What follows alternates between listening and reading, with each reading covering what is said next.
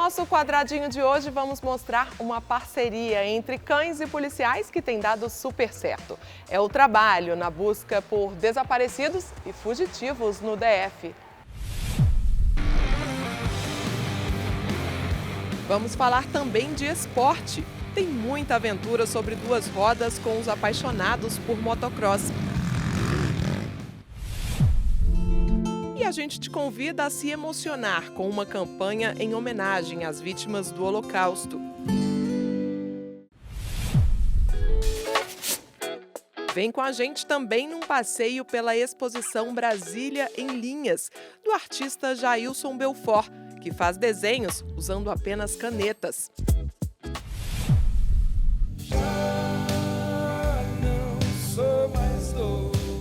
E claro, tem música, o melhor da MPB na voz do brasiliense Rodrigo Bezerra. É agora, no nosso quadradinho.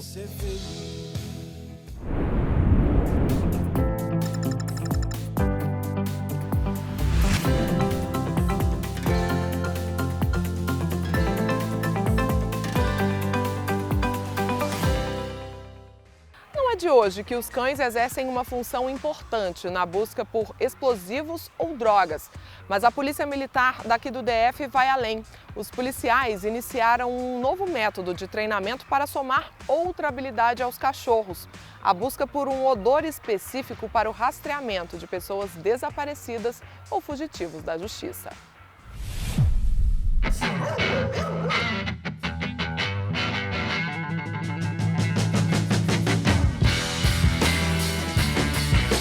Conforme a sociedade foi evoluindo, algumas ocorrências foram acontecendo, a gente viu a necessidade de trazer essa técnica para o batalhão de policiamento com cães, né, aqui no Distrito Federal. Então, por exemplo, hoje a gente consegue atuar em áreas urbanas, em áreas rurais, procurando uma pessoa específica, né? A gente teve a necessidade de deixar o trabalho mais efetivo, mais essencial, né? O trabalho de busca, ele sempre ocorreu, né? A gente fazia busca e captura de indivíduos, mas ali o cachorro, ele não tinha essa especialidade de achar o odor específico, né?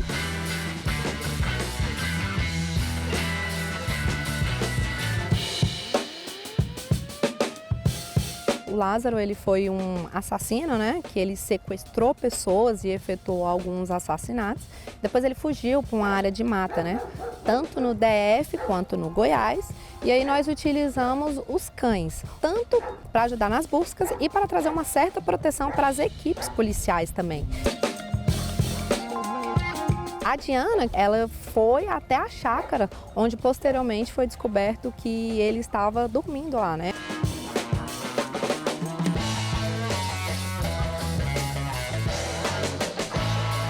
Os cães, eles são muito sensíveis, então se chegar alguém perto, ele já consegue detectar e aí ele já muda ali o comportamento, geralmente ele já entra em atenção, fecha a boca, as orelhas ficam em estado de atenção e a gente consegue detectar que tem algum indivíduo perto. E assim funciona com o odor específico. Hoje, quando o cão ele acha o indivíduo que a gente está procurando, geralmente o cachorro ele tensiona a guia, né? A gente consegue perceber que está chegando perto pelo comportamento do cão. Daí a importância do condutor, do binômio, cachorro e homem, né? A gente sente quando está chegando perto.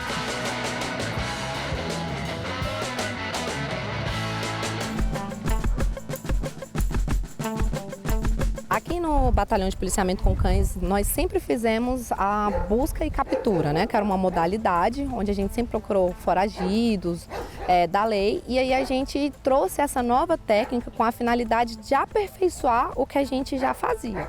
Então, já tem um pouco mais de um ano, onde a gente, através do GBR Brasil, outras polícias que já faziam isso, a gente foi procurar ali a técnica, como funcionava, para trazer isso para dentro da nossa realidade, que é o policiamento, né? Nós somos policiais, atividade policial, e incrementar essa técnica. Então a gente consegue hoje atuar tanto na busca de presos, de pessoas desaparecidas, né?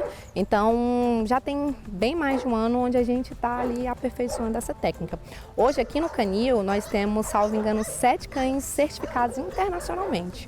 Hoje existe o GBR, né, GBR Brasil, eles são uma entidade que representam os Estados Unidos na certificação dos cães. E assim, eu tenho a honra de dizer que aqui no Batalhão de Cães nós temos 7 cães aí certificados internacionalmente. Dentre eles, a Zay e a Diana, que estão aqui agora.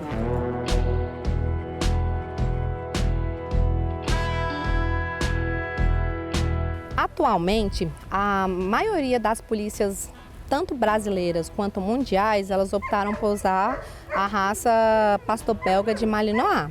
Eles são cães mais funcionais, né? Eles são menores, eles são mais rápidos e eles são cães que a gente pode empregar uma dupla ou até mesmo tripla função. Você pode colocar o cão para detectar narcótico e, ao mesmo tempo, uma proteção para proteger ali tanto o policial quanto uma sociedade, no caso, por exemplo, de um distúrbio civil. E também a gente pode empregar no meio training, que é esse odor específico. Então a raça pastor belga de Malinois, hoje ela é mais interessante para as polícias por a gente conseguir empregar múltiplas funções. Os Bloodhounds, eles são cães internacionalmente conhecidos por ter o poder de olfato, né? Em média, o Malinois ali tem 300 mil células olfativas, 300 milhões. O Blood, eles têm 450. Eles são cães na sua essência de faro. Eles são cães ali para algo bem específico. A modalidade maior, digamos assim, dos Bloodhounds é a busca por odor específico. Os Bloodhounds, eles vieram para o nosso batalhão há mais de um ano para a gente usar essa técnica, mas aí a gente percebeu que a técnica a gente também pode usar com o pastor belga de Malinois. Então hoje, tanto o belga de Malinois quanto os Bloodhounds, eles exercem a função ali da busca por odor específico, né? Todos os cães, eles possuem um cronograma de treinamento, onde ali o condutor vai perceber qual é a necessidade do cão. Então a gente procura realizar pistas de curta distância e longa distância. A gente tenta ali fomentar a questão da capacidade física do cachorro. A gente também, por várias vezes, a gente convida voluntários, tanto da sociedade quanto de órgãos, para serem nossos figurantes. Olha só, para vocês de casa terem ideia de como funciona na prática esse trabalho, eu vou ser a voluntária hoje. Então a Zaira, ela tá ali no cubículo e ela vai ter como missão me encontrar. Eu vou me esconder ali na mata e vamos ver se ela vai me achar. Vamos lá?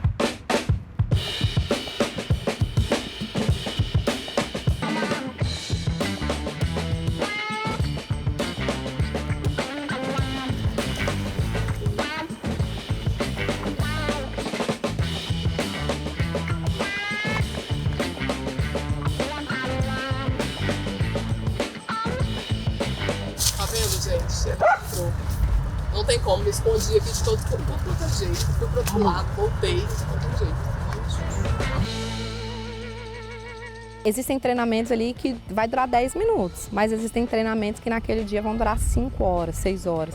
A gente tenta fazer também em vários locais, às vezes a gente faz em área urbana, prédios abandonados, mas às vezes a gente faz em mata. Então assim, o treinamento a gente tenta ambientar o cão em vários locais, né? Cada condutor, ele tem uma forma de treinar o seu cão com base em um procedimento comum, né? A gente sabe como que treina para detecção, como treina para busca específica, mas aí o condutor, ele pode, digamos assim, personalizar o cão. Então, por exemplo, a marcação, quando acha droga, quando acha uma pessoa, o condutor ele pode definir se o cachorro vai sentar, ou se o cachorro vai latir, ou se o cachorro vai encostar na pessoa. Existem alguns condutores que treinam realmente em inglês, ou em japonês, ou em alemão, até mesmo para o policiamento ele ser contínuo, não sofrer interferências externas de outras pessoas, né? Fusse, isso, mate. Mais recentemente eu participei de um policiamento normal, onde o cão ele sentou e aí a gente procurou ali, não achou nada e ele se manteve sentado. Quando a gente olhou para a árvore tinha vários tijolos de maconha, porque enquanto às vezes ali a gente tem uma visão limitada, por conta do odor a gente consegue estar resguardado de uma forma geral, né?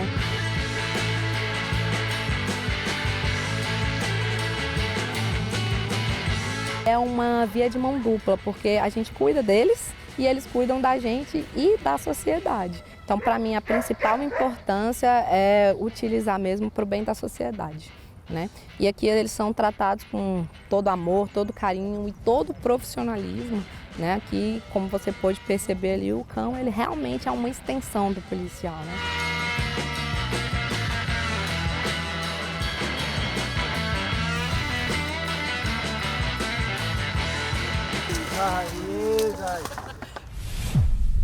Lama ou poeira, subidas, descidas, curvas, saltos e muita adrenalina.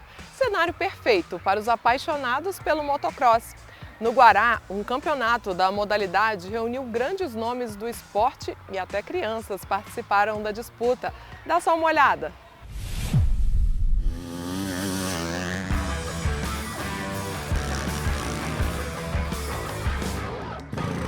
Motocross é um esporte muito legal de assistir, é um show à parte, então são vários pilotos de várias partes do Brasil inteiro. E após 15 anos sem esse esporte em Brasília, sem motocross em Brasília, estamos muito felizes com o retorno dessa modalidade.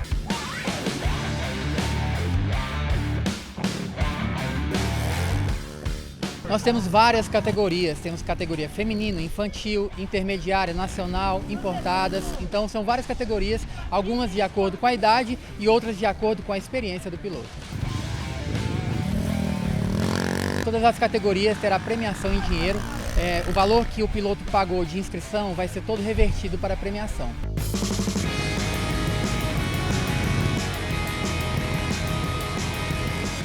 Nas categorias infantis, que a gente chama de categoria de base, a criança a partir de 8 anos de idade já pode competir. Existe também campeonato brasileiro a partir dessa idade.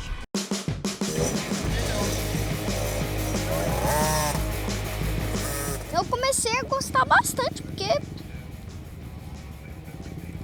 antes, assim, eu tinha muito medo, agora eu não tenho tanto. E aí agora, a única coisa que eu quero é poder ganhar um troféuzinho. Todo domingo eu treino, mas não é todo dia não.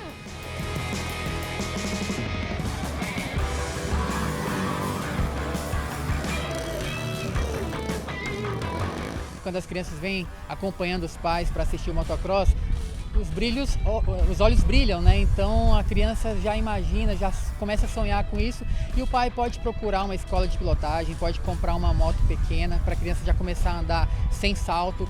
Isso é consequência, depois ela vai começar a saltar e aí pode seguir uma carreira no esporte. Eu já gostava de moto, já andava, já fazia trilha, já viajava de moto, então era um gosto meu.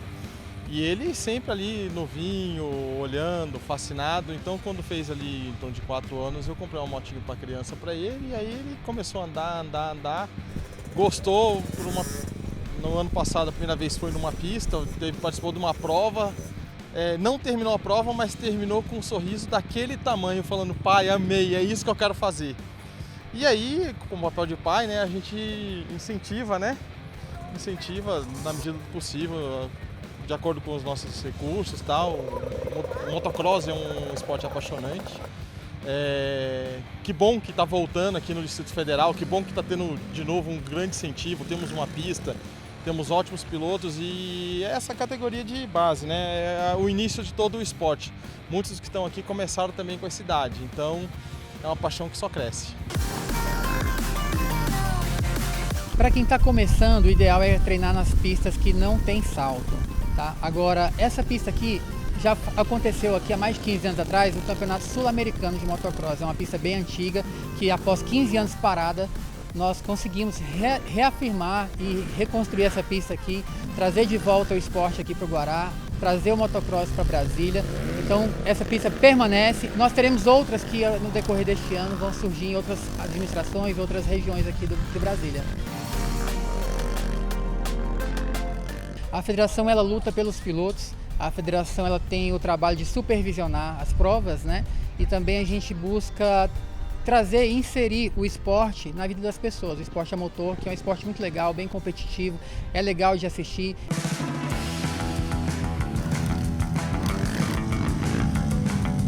Em Brasília nós temos vários pilotos, tanto do motocross quanto do motovelocidade.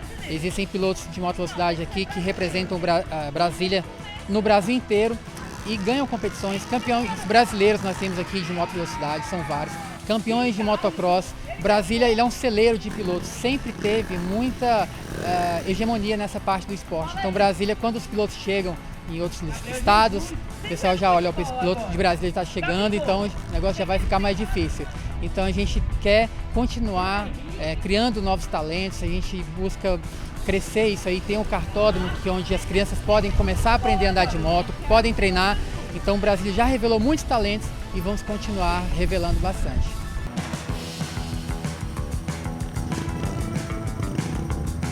Nós temos o piloto campeão, né? Ele é pentacampeão brasileiro, Kioman Munhoz, ele representa Brasília.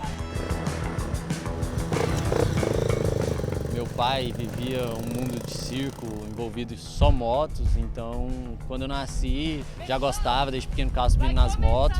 E aí com 4 anos de idade já comecei e com 6 já comecei a correr profissionalmente e ao decorrer da minha carreira consegui 5 títulos nacionais.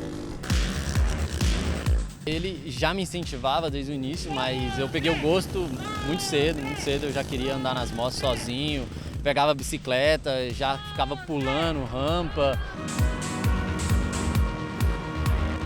E aí foi onde eu conheci um empresário que viu que eu ficava saltando as rampas de bicicleta, falou, não, eu vou colocar ele no motocross. E aí comecei a saltar e comecei a me dar bem.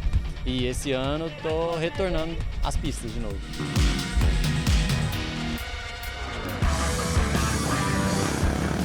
No motocross, o tempo equivale. Então, quem faz o melhor tempo, ele vai ter o local de largada escolhido, né?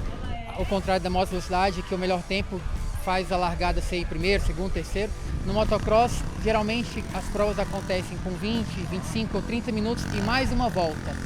Então, quem ganha é quem cruzar a bandeirada em primeiro lugar. Eu sinto muita adrenalina, ao mesmo tempo fico calmo, esqueço tudo que tem em volta, então me acalma e ao mesmo tempo muita adrenalina e eu quero. É um vício, você quer voltar, quer acelerar, aquela sensação de estar numa largada com 30 motos cortando giro ao seu lado, aquilo lá não tem nada que se iguale.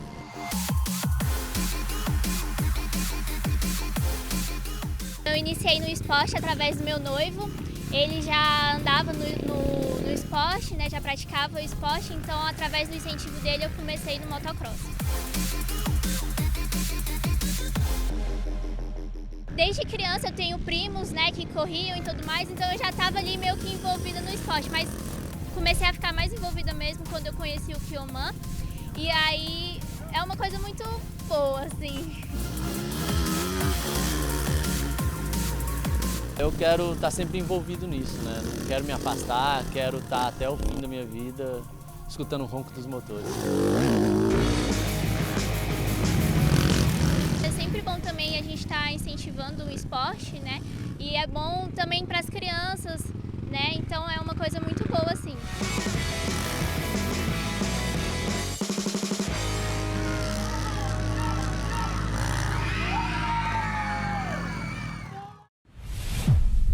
A seguir, veja todos os detalhes de uma exposição sobre Brasília feita apenas com canetas esferográficas. E conheça a campanha lançada pela Unesco em memória às vítimas do Holocausto.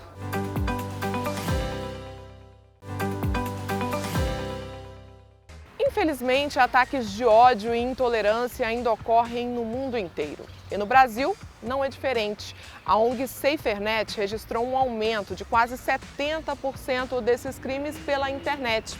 Uma campanha lançada pela Unesco em memória às vítimas do Holocausto traçou um paralelo entre os casos atuais de intolerância e o terror vivido no passado pelos judeus, para que nenhuma história seja esquecida. Confira.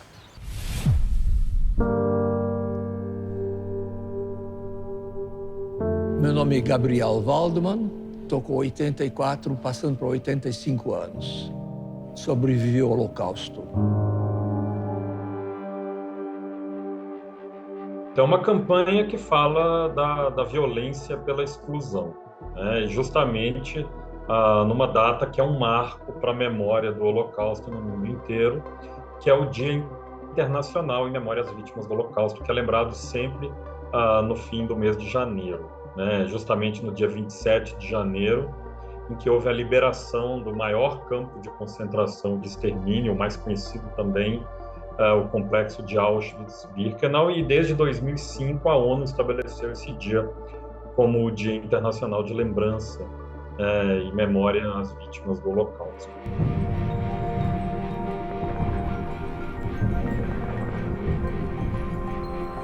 Gabriel tinha 6 anos e não tinha água para beber.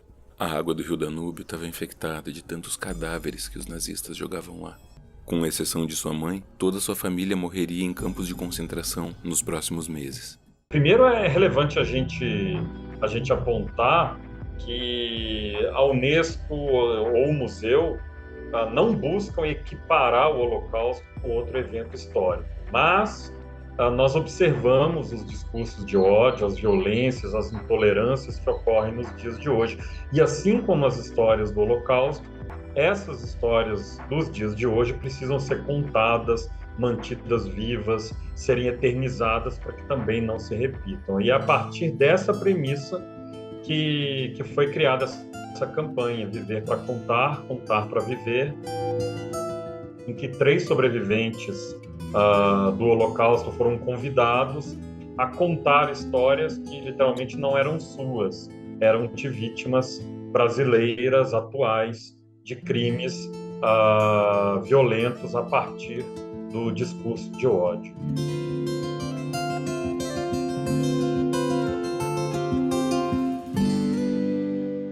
Tem uma pessoa que não tolerava ninguém que seja diferente.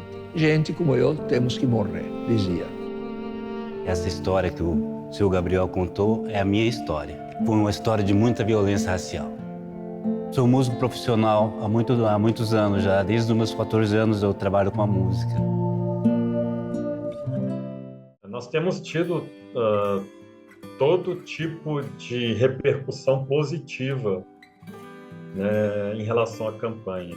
Primeiro, em relação à sensibilidade que a Unesco e o Museu do Holocausto e a Confederação Israelita do Brasil, são esses 3 parceiros, tiveram em contar essas histórias e fazer com que fosse respeitoso tanto para os sobreviventes do Holocausto quanto para as vítimas desses crimes. Isso tem impactado, né, a sociedade que tem acesso a essa campanha na TV aberta ou também nas redes e nos canais dessas instituições, e nós temos tido um feedback bastante positivo, né? Eu tenho essa honra de trabalhar com a memória do Holocausto há muitos anos, já aqui no Brasil, fora do Brasil, e pela primeira vez eu vi, né, uma campanha com um grau de sensibilidade tão grande para fazer as conexões necessárias entre passado,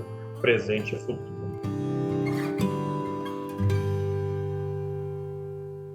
Fui cercado por pessoas bem mais fortes que eu e começaram a me xingar e bater, me quebraram o nariz. Eu que sobrevivi a essa história contada pelo seu Joshua de espancamento em razão da minha sexualidade. Meus 4 avós, né, meus 2 avós maternos e os 2 avós paternos foram sobreviventes do Holocausto, né, passaram por guetos, por campos de concentração, inclusive Auschwitz e tudo mais. Desses 4 avós, eu tive o prazer de conhecer e conviver com 3 deles e ouvir desde pequeno as histórias. É muito importante a gente entender, Daniela, o momento em que a gente vive, né? Que é um momento crucial para essa memória do Holocausto, que é, obviamente, um momento em que nós estamos perdendo, né, esses sobreviventes. Meus avós também já faleceram, né? E a partir do momento que a gente começou a pensar nessa campanha, nós também pensamos, né, nas próximas gerações que não vão ter a oportunidade de ouvir da boca dessas pessoas.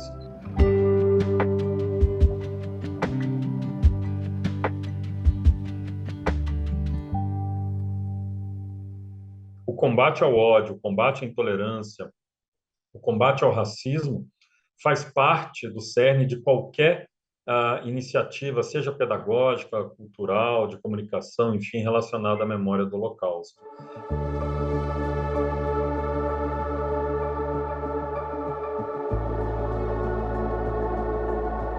Quando a gente fala nunca mais, ou Holocausto nunca mais, na verdade a gente está fazendo um pacto, né? Nós vamos identificar esses sinais e não deixar iniciativas similares como essas acontecerem, coisa que infelizmente nós temos visto acontecer. Eu larguei a escola porque eu sofria muito bullying, tanto dos colegas como de outras pessoas da escola. Eu tenho muito orgulho de ter ouvido o chamado dos meus ancestrais e ter tido a força de poder me declarar enquanto indígena.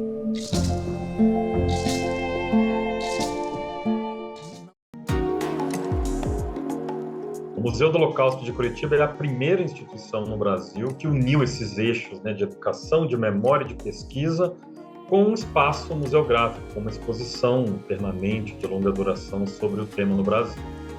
O museu foi aberto em 2011 e desde então tem recebido centenas de visitantes, a maioria deles alunos, estudantes, nessa exposição de longa duração. O nosso enfoque é o enfoque da vida, não da morte. Nós queremos contar as histórias dessas pessoas, de como elas existiram, e principalmente personificando, dando rosto, nomes, sobrenomes, mostrando que o Holocausto não foi ou não é uma história de bilhões de pessoas, e sim milhões de histórias diferentes.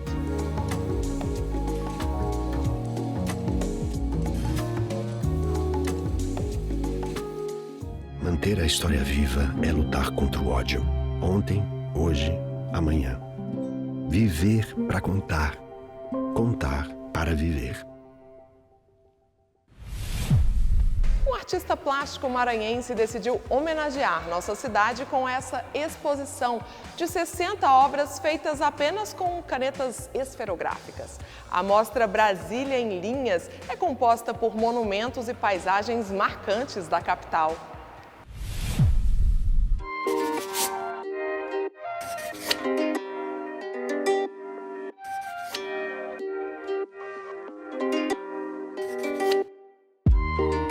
Eu sempre desenhei desde criança. Eu sou um menino de periferia que gostava de desenhar no colégio, desenhar na rua, desenhar na calçada. Isso foi importante para minha bagagem cultural, minha bagagem artística. E sempre desenhando na escola, no Maranhão, sou de São Luís do Maranhão. Isso é uma coisa que foi natural em mim. Mas eu nunca tinha pensado em um dia fazer artes e fazer exposições. Eram desenhos sem pretensão nenhuma, desenhos apenas para diversão, para que os colegas ficassem alegres na sala de aula, né? Então chegou um tempo que eu fui trabalhar com isso. Então eu fiz um curso de design lá no Maranhão também. E estou aqui em Brasília, eu cheguei aqui em 99 e trabalho com publicidade. Sempre trabalhei com ilustração. Só que era uma ilustração para empresas, para demandas, nunca para mim. Até um dia que eu senti necessidade de fazer um desenho despretensioso que alguém achou interessante. Por que você não publica esse desenho? E era feito com caneta também. Eu publiquei na época do Facebook e aí o pessoal começou a interagir. Comecei a criar novos temas. Eram desenhos mais simples, de animais, bichinhos. Depois fui fazendo cidades, fui aumentando o desenho. Ainda era a fase azul, porque era caneta do dia a dia. Então, em 2018, surgiu a oportunidade de fazer a primeira exposição com o tema Brasília, né? Entre os temas tinha Brasília, chamada Caneta Criativa. Então, em 2018, deu início à minha fase de artista plástico, sempre desenhando com esferográficas.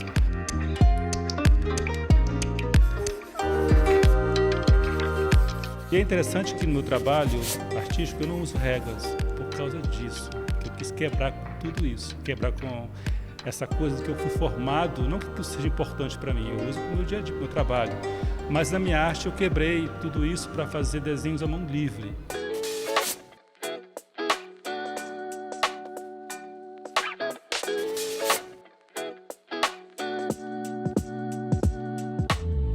Eu uso caneta por uma coisa bem simples, é um material do dia a dia. Eu vejo que algumas pessoas acham que para fazer arte tem que ter um material caro, comprar tintas caras. Também pode ser feito, mas também a gente pode fazer com o que nós temos em casa. A caneta tem dificuldades, por exemplo, ela pode borrar, ela pode manchar, ela pode falhar, ela pode acabar tinta no meio do processo. Mas o mais interessante é que ela não pode ser apagada. A gente acha que pode apagar com uma borracha, não vai apagar. Então, para mim é um desafio.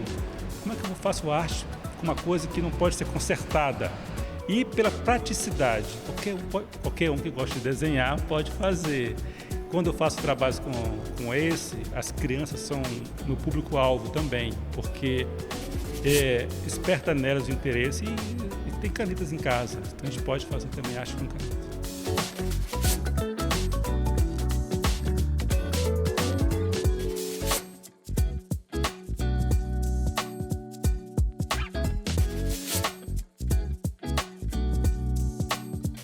Brasília em Linha surgiu da ideia de homenagear Brasília, a cidade que eu escolhi para morar. Sou São Luís do Maranhão, uma cidade muito tradicional, de 400 anos, onde a sua arquitetura é toda colonial, a maioria é colonial, a parte mais antiga da cidade.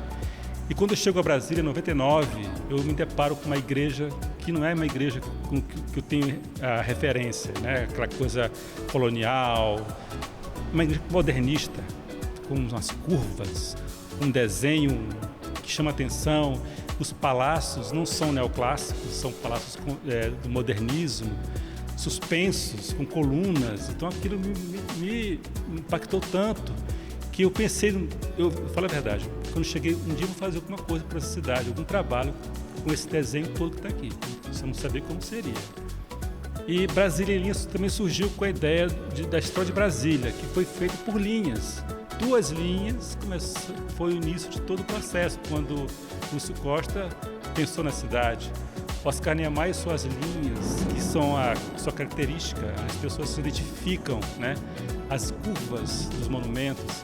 O que eu estou fazendo é só reescrevendo essa história, usando, né? É claro que estou me inspirando no trabalho deles.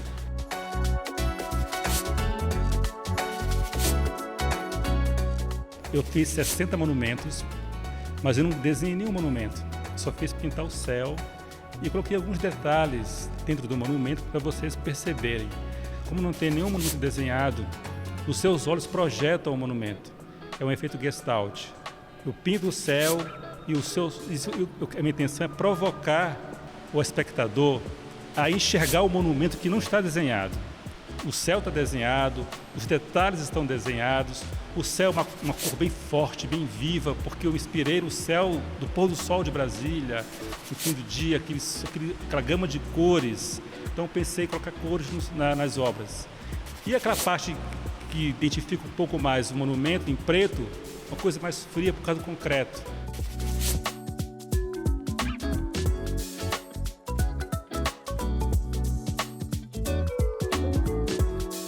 Tem uns que são mais simples, demoram 2 dias. Outros têm muitos detalhes, tem muitos tipos de linhas, demoram 5 dias, de manhã e de tarde.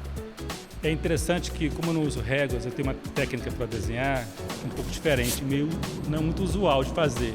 Eu não respiro durante o processo que eu estou desenhando. Quando vou fazer uma linha reta, eu prendo a respiração para que a minha mão não fique tremendo. Então é um trabalho de tirar o fôlego mesmo.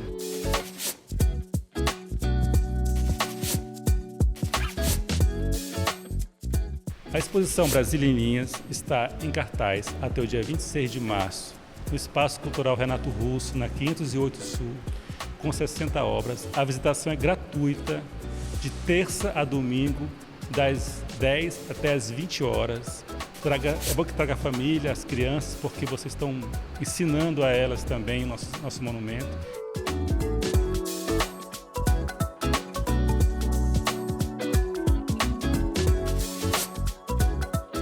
Além de desenhar o monumento, eu tive a preocupação de identificar pelo nome e deixar um QR Code onde a pessoa pode se informar sobre aquele lugar.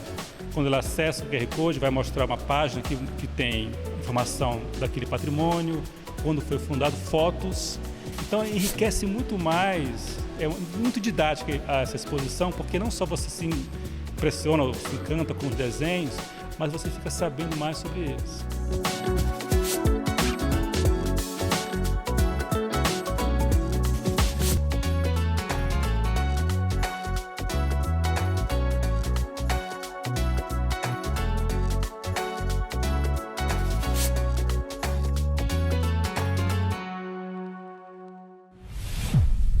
No próximo bloco tem música boa com Rodrigo Bezerra.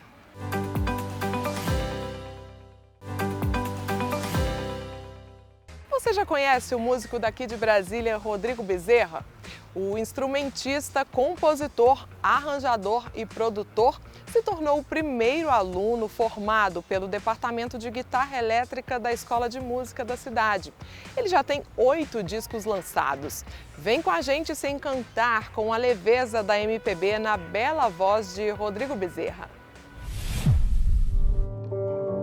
Se parar pra pensar, tudo vem do que destruiu. Sem amor só vai dar um vazio. A minha história com a música é desde criança. Não tenho ninguém na família que seja profissional da música, assim. Meu avô tocava alguns instrumentos, assim, cavaquinho e tal, mas nada muito sério, assim, não. E tenho, pelo lado do meu pai, também tenho primos que tocavam piano e tal, na igreja, essas coisas.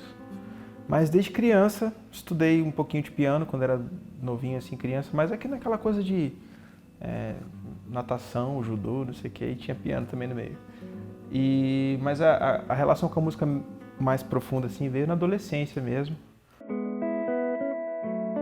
Quando eu conheci o violão e aí depois a guitarra e tal. E essa coisa foi ficando muito mais séria pra mim, assim, né? Costumo dizer que todas as crianças brincam de videogame, não sei o que, e eu não tinha essa, meu negócio era guitarra, saca? Mas nunca foi assim um estudo, tenho que fazer. Não, era uma coisa agradável, assim, eu gostava de ficar ali mexendo e tal. E foi isso. Aí a coisa foi ficando séria, foi ficando cada vez mais profissional, no sentido assim, comecei a ganhar dinheiro com isso e tal. E quando eu vi, virei músico. Já não sou mais dor e transformo em caule, em raiz. Nossa vez de ser feliz. Tive professores quando era adolescente, assim, e logo depois entrei na escola de música. E lá dentro da escola de música eu fiz uma formação completa, assim, né? O curso já existia faz tempo, né?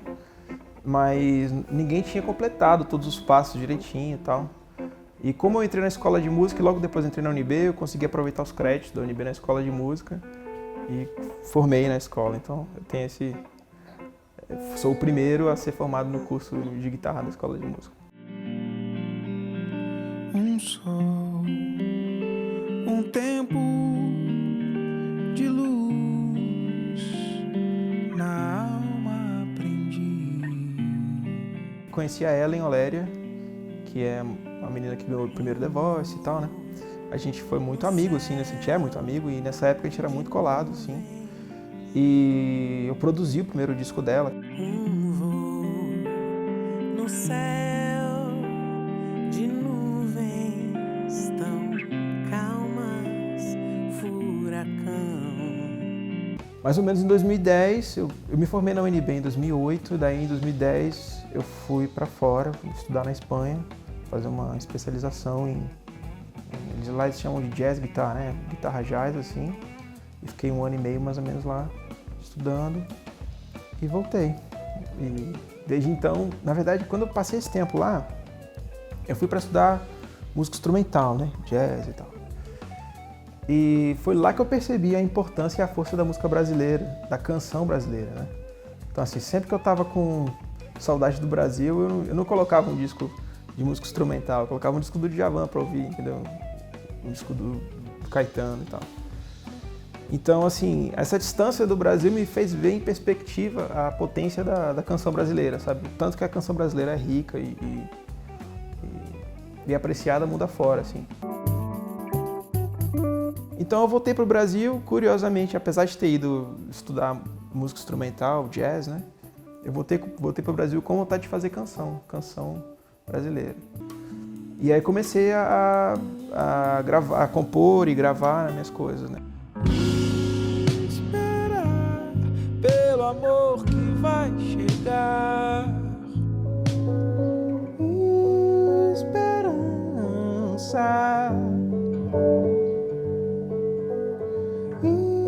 Esperar por um novo amanhecer. Tá esperando que... Bom, meu primeiro disco é um disco que eu fiz antes de ir para a Espanha. É um disco que chama Outros Lugares. É um disco de música instrumental, músicas minhas e tal. Eu sempre tive essa pegada de compor, né? Sempre, desde adolescente, assim, sempre quis tocar as coisas que eu fazia, né?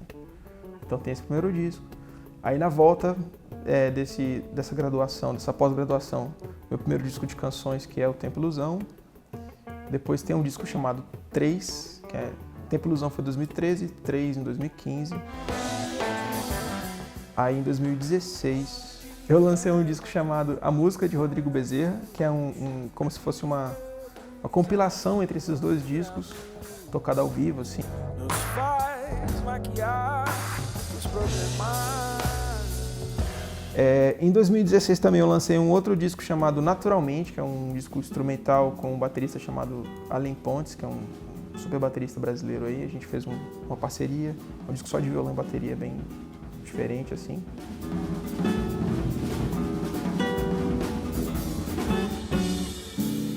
Eu tenho esse disco que eu lancei em 2018, que é um disco que eu adoro, assim, chama Lugar no Mundo, com o baterista também, o Allen Pontes gravou, e o baixista é o Marcelo Mariano, que é o baixista que toca com o Djavan.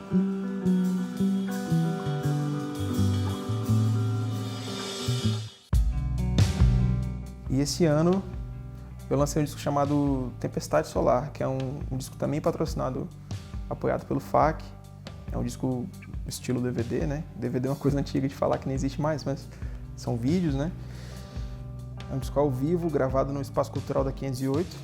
Onde meus netos irão se abrigar da tempestade solar. Essa coisa da composição da canção é um troço, eu acho, complicado, assim, de você ter ideias diferentes toda vez, sabe? Porque, assim, 95% das canções falam de amor, né? E eu sou tímido e não sou muito confortável de ficar falando de amor o tempo inteiro, assim. Quase nunca. Agora com os filhos eu falo melhor, assim, de amor porque eu penso neles. You never know, dear, how much I love you. Please don't take my sunshine away. E aí, quem escuta relaciona com o amor que tem, mas, né, cada um relaciona com o amor que quiser. Mas eu tenho dificuldade de falar de amor, assim. Então eu acabo tentando entender de que eu vou falar, que mote eu vou pegar, sabe? Então, enfim, o mote pode vir de várias coisas. Posso assistir um filme e ficar com aquilo na cabeça.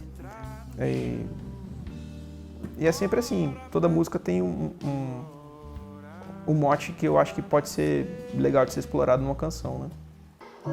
Sem a direção do mar para orientar a seca do sertão e o ar. Eu fiquei com essa ideia na cabeça de fazer uma música que tivesse um texto, né? Uma letra que tivesse esse texto de dizer o quão diferente que Brasília é. E a música fala disso, né? Sem a direção do mar para orientar, aí fala que é isso, né? Muita cidade litorânea você tem essa coisa, né, da orientação de um lugar, né, de um ponto do mar e tal. Brasília não tem, mas tem essa coisa sul, norte, né, que é uma coisa também diferente, né, de Brasília. E essa relação com o carro, né? Aqui é só estrada e chão, né? Que É que eu falo, assim, só estrada e caminhão, né? Tipo, Brasília é isso, né? Essa relação intensa com o carro. E uma estrada pode vir pro avião, no avião, do avião, pro avião, do avião. Estilo musical é MPB, né? E jazz. São as duas coisas que eu mais escuto e definitivamente são minhas maiores inspirações. E aí os grandes nomes desses dois universos, né? Chico, Caetano, Gil, Milton, Lo Borges, Djavan, a galera que enfim, são deuses pra mim, né? E no jazz, mesma coisa, assim, o Miles Davis, o Wes Montgomery, que é um guitarrista, Pat Metheny, Kurt Hasselwinkel, os guitarristas de jazz, assim, que eu adoro e estudo. E, sem dúvida, são minhas influências.